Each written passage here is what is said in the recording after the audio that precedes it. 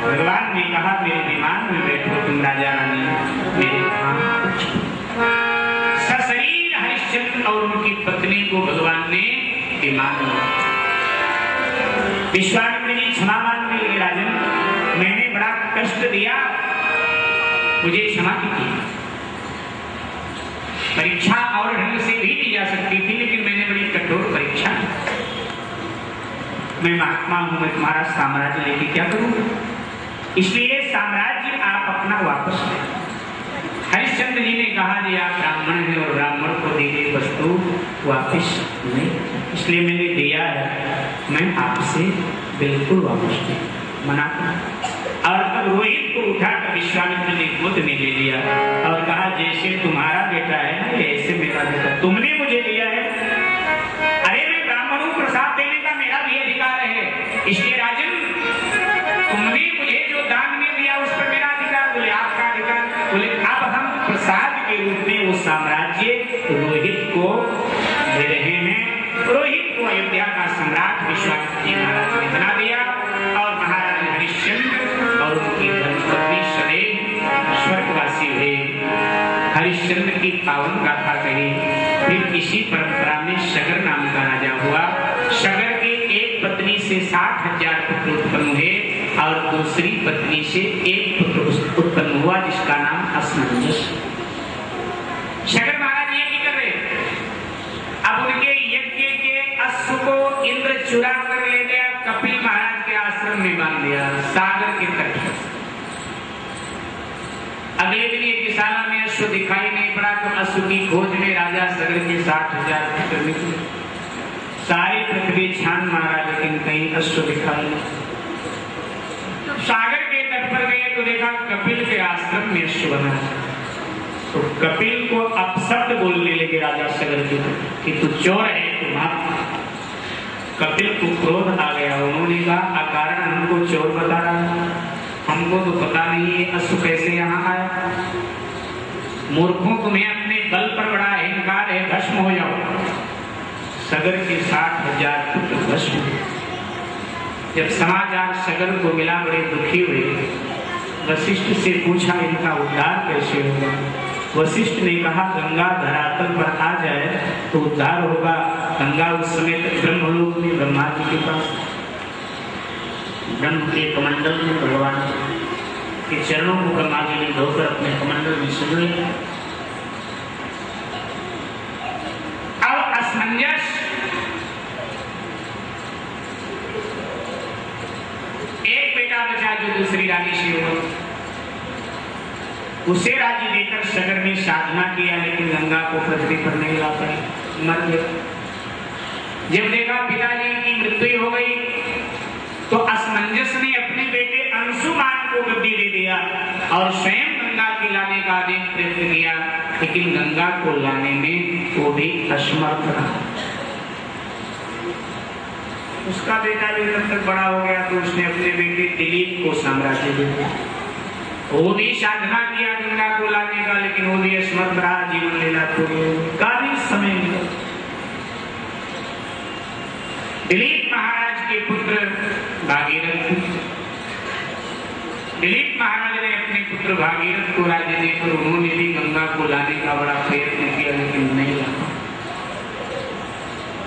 अब महाराज भागीरथ के पुत्र विदुरथ, उन्होंने उनको साम्राज्य दिया और भागीरथ ने 1000 वर्ष तक तप करके ब्रह्मा को प्रसन्न किया। ब्रह्मा जी ने कहा मैं गंगा को ब्रह्मलोक से मुक्त कर दूंगा, लेकिन वो बड़ी क्रोधित हो रही है मृत्यु लोक जाने के लिए। तो कह रहे अगर मुझे मृत्यु लोक भेजोगे तो मैं आपके सृष्टि को रसातल में धंसा के ले जाऊंगा। इसलिए कोई ऐसा व्यक्ति तैयार करो जो गंगा के आवेग को सहन, जिससे संसार में गंगा विद्रोह ना मचा पाए। भागीरथ ने कहा महाराज आप ही बताओ वो कौन व्यक्ति हो सकता है।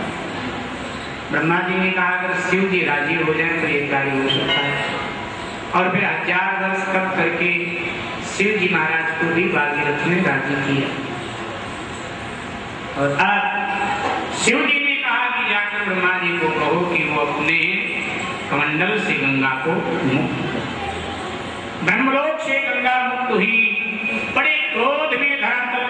रही हैं, शिव सहित सृष्टि रसातल में ले जाऊंगी।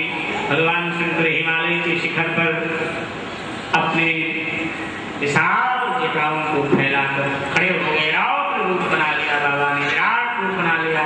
गंगा वहां से सीधे शंकर के जटा में निकली, जटा में गुजरी, गिरी। शंकर जी ने जटा को इतना बढ़ाया कि गंगा शंकर के जटा में उलझ गई। उससे रास्ता नहीं मिल रहा है, तो जाए तो कहाँ जाए। देवताओं ने गंगा जी की स्तुति किया, लेकिन नाम दिया जटा शंकरी, शंकर के जटा में निवास करने वाली।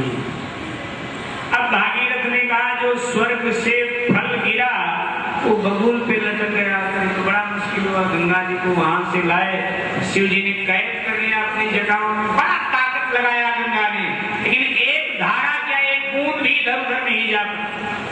थक गई गंगा, परेशान हुई भागीरथ, प्रार्थना किया महाराज एक धारा तो हमें दो। और तब शिव ने अपनी जटा को टेढ़ा किया। एक धार वहां सिगरी, गौमुख, गंगोत्री, हरिद्वार होती हुई प्रयाग, काशी आदि नगरों को पावन करती हुई सागर के तट पर पहुंची, जहां सगर के 60,000 पुत्रों की भस्म पड़ी हुई थी। जब उससे स्पर्श हुआ तो साफ मुक्त होकर प्रभु धाम को चले गए और गंगा सागर में मिल गई। बोलो गंगा मैया की जय। कलयुग का प्रधान तीर्थ गंगा है, इसलिए गंगा पर जाना चाहिए, स्नान दान पुण्य आदि करना चाहिए।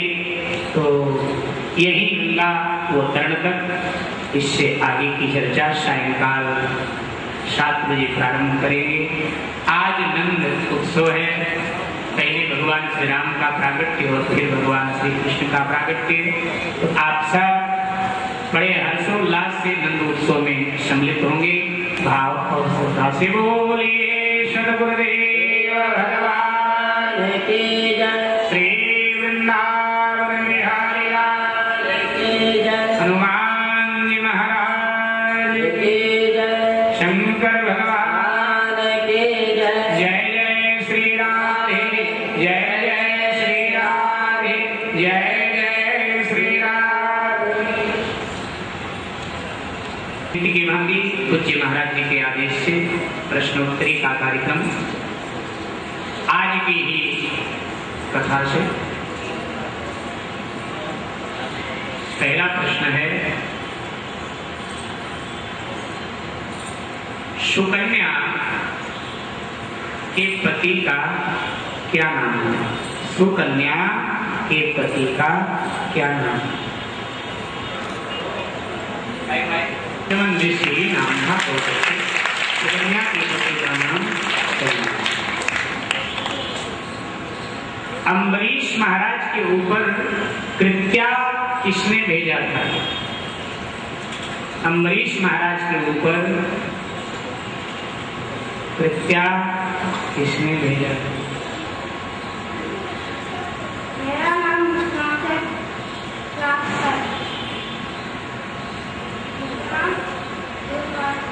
दुर्वासा।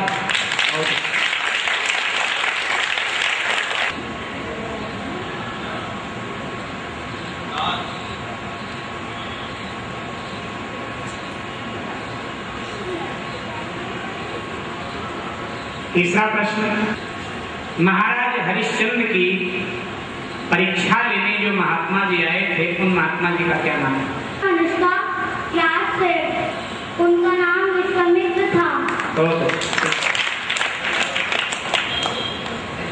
गंगा माँ को धरती पर लाने वाला कौन है?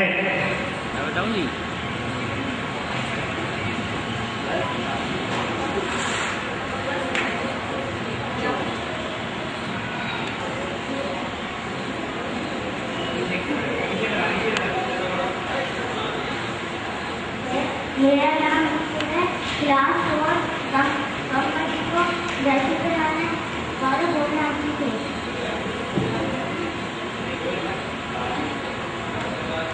मैं क्लास 6 में पढ़ता हूँ। गंगा जी को धरती पर लाने वाला कौन है? धरती लाने वाला भागीरथ थे। भागीरथ जी। इसी भागीरथ को गंगा जी का पिता माना गया क्योंकि धरती पर लाई श्री भागीरथी के नाम से प्रसिद्ध है। जय जय श्री राधे, जय जय श्री राधे श्याम।